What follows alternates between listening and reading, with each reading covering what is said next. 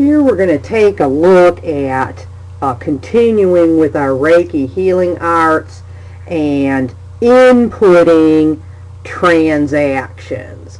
And so if I take a look at my chart of accounts, okay, I've completed the chart of accounts now. I double checked and made sure that all the account types were correct. I then saved it as a PDF because I'm going to upload this as part of my first project for Bob Bass Fishing, and so I'm all good to go there. If you see any mistakes before you start putting transactions in, you should go fix your mistakes. And here I have a mistake. Fishing guide expense. Okay, so I'm going to want to go ahead and I can go into chart of accounts, view and edit accounts. Okay, go into this one, and then I can correct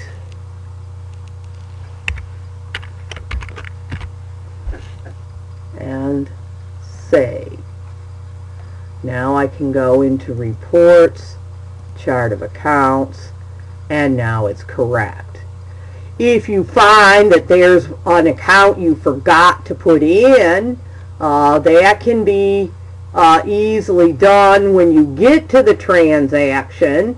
However, it won't end up being on your chart of accounts that you're going to upload, so you would probably want to go back, add that account, get the chart of accounts to where it's right before you upload it. In other projects where you don't have to upload the chart of accounts, then and you come across an account that you need to add, you can add it on the fly as you're going if you want to do that instead of adding it all at the beginning. Okay, so now we want to do our transactions. And once again, we have our transactions here available. We see that these transactions are for January. So I'm going to want to make sure that my period bar is in January. If I have to go back, it's going to ask me some questions and sometimes, and if it asks you any questions, you just say no, no, no, and that'll be fine. Okay, now it didn't ask me any questions, but period 1 is what I want. Now I can enter my transactions. Now here you have on this banking navigation window, you have a button called General Journal Entry, so we can click there. Or if you didn't happen to be on the banking module, there's a shortcut over to the left that says General Journal Entry. And of course you can also go up to tasks and various other places. There's many ways to get into any screen that you want. So any one of those is going to take you to this General Journal screen, and we can maximize it. Okay, now in Reiki Healing Arts, our first transaction is on the 1st, and this is where the owner invested cash to start the business. Okay, so we want the date to be the 1st. Now the month is listed as January, and the year is as 15, so that part is good. If this month in this date box is anything but January, that means your period bar is not right. You need to go fix it. Okay? And so, but here the date is, the month and the year is correct. It's just not the date. In that case, all I have to do is press a 1, because this is for January 1st, and press enter. Okay? And it will make it. I do not need, for these regular transactions, a reference, so if I press enter, it's going to go up to reverse transactions. No, I don't need to do that either. I press enter again, and now I'm down to where it says GL account. This is saying what account number do I want to use. Now for your first project, you have to actually analyze the transactions like we did in Accounting 101. You have to figure out what's being given up, what's being received, what account am I going to use, what kind of account is that, is there an increase or decrease, am I going to use a debit or a credit. Okay, so all of that has to be done. Now in this case, the business is receiving cash and giving up owner investment. And so I'm going to use cash for cash. It's an asset. I've got more cash than I did 5 minutes ago. That's an increase in an asset, which is a debit. So I'm going to be debiting cash. So I click on this little magnifying glass here, and that brings up my whole chart of accounts. I want cash, so I just highlight it, and that brings up account 101. Now, the description, back in Accounting 101, the description is where we wrote in the name of the account. But here in Sage, the description is for the explanation. Remember, for every transaction, we had a debit, a credit, and the debits had to equal the credits, and then we put an explanation. So the explanation part is what's going here. And so not what the name of the account is. And so owner invested in new business, okay, is my description. Now when I hit enter, it goes over into the debit column, and I needed to debit cash for $30,000. You do not have to put any dollar signs, commas, periods. As long as it's a whole number, I'm just going to put 30000 and then press enter. Now it goes to the credit column. Well, I'm not going to credit cash $30,000, I just debited it. So I press enter again, and it's going to go to the job column. We'll use the job column toward the end of the semester. We don't need it now. So you just press enter again. Now I'm back over into the GL account. Now I'm going to put in the account number of the account that I'm going to credit. When we have owner investment, we're going to use the capital account. So I click on my magnifying glass. I find Bob Bass, comma, capital.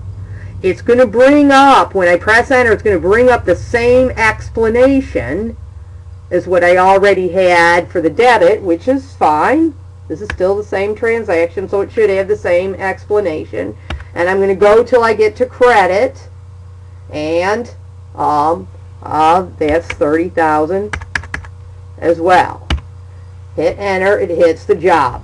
Okay, so now I am done with this transaction. I look down at the bottom. The totals are $30,000 for the debit side, $30,000 for the credit side. It says I'm out of balance 0. Okay, that's what you want. You want to be out of balance 0. Now let's say that on this credit that went into the capital account, I accidentally put in $20,000 instead of $30,000. Now I'm $10,000 out of balance. Let's say I don't pay attention to this and I go ahead and say save.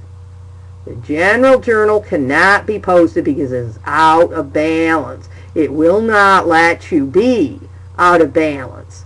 So you have to look at your stuff and say, oopsie. Now I'm in balance. Now I can say save. Okay? The second I press save, it posted that journal entry to the general ledger. It went to the cash account and posted a debit of $30,000 to it. It went to the capital account and posted a credit to the capital account without me having to do anything. Alright. Next, also on the 1st, I paid out $1,000 in rent. Okay? Now, this is automatically from now on going to use the same date that I already had. Since I don't need to choose it, to change it, I'm going to go straight down to GL account. Now here, what the business is receiving is use of office space. And we know that when we have use of something, that's going to lead us to an expense account. So we look at the expense accounts and we see rent expense. Okay? And this is rent for January is our explanation. I press enter, it goes to the debit, and that's $1,000. Enter until I get back to jail account. Now, we're paying cash out, so we're giving up cash. We have less cash than we had 5 minutes ago. That's a decrease in an asset, so I need to credit the cash account. Okay, I'm going to keep the same explanation. I'm going to go over to the credit column and put my $1,000 in there. I make sure that my totals are 1,000 and 1,000. I'm 0 out of balance, and I'll press save. Okay, my next transaction, you paid an insurance premium for 1 year of $6,000, and this is on the second. Okay, the second, you paid an insurance premium for 1 year. Okay, so now I need to change this date to the second. So again, I just put a 2 and press enter. Okay, then I'll go down to my GL account. This time we're receiving an insurance policy that we own. We own this policy. We could take it back and get our money back, and we haven't used it yet. So when we own something, that's an asset. And so I'm going to look at my assets. All my assets start with a 1. And here it is, prepaid insurance. Okay.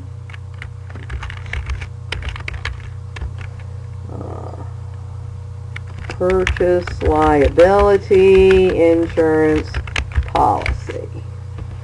Okay. And there was $6,000. And we paid for it with cash, so we're going to credit cash. Okay, my totals are equal. I'm out of balance 0, and I press save.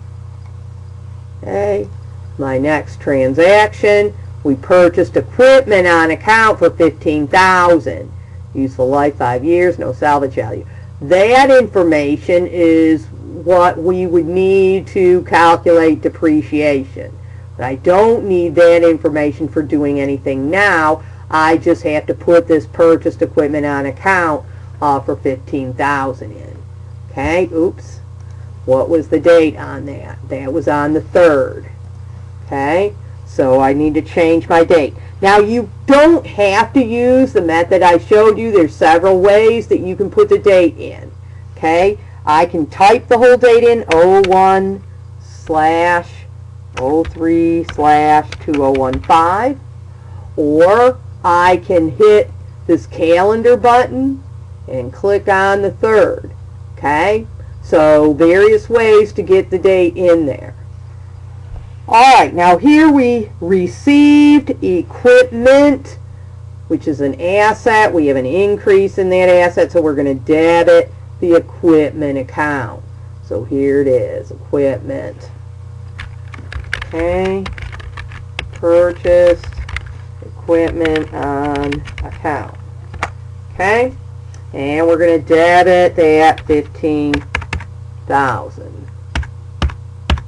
Okay, what did the company give up? It gave up the fact that it owes out to a vendor.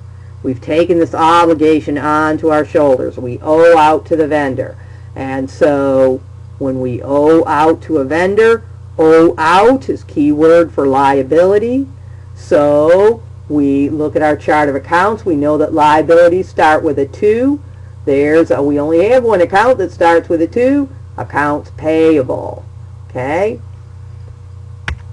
go over to the credit column and put the $15,000 in there.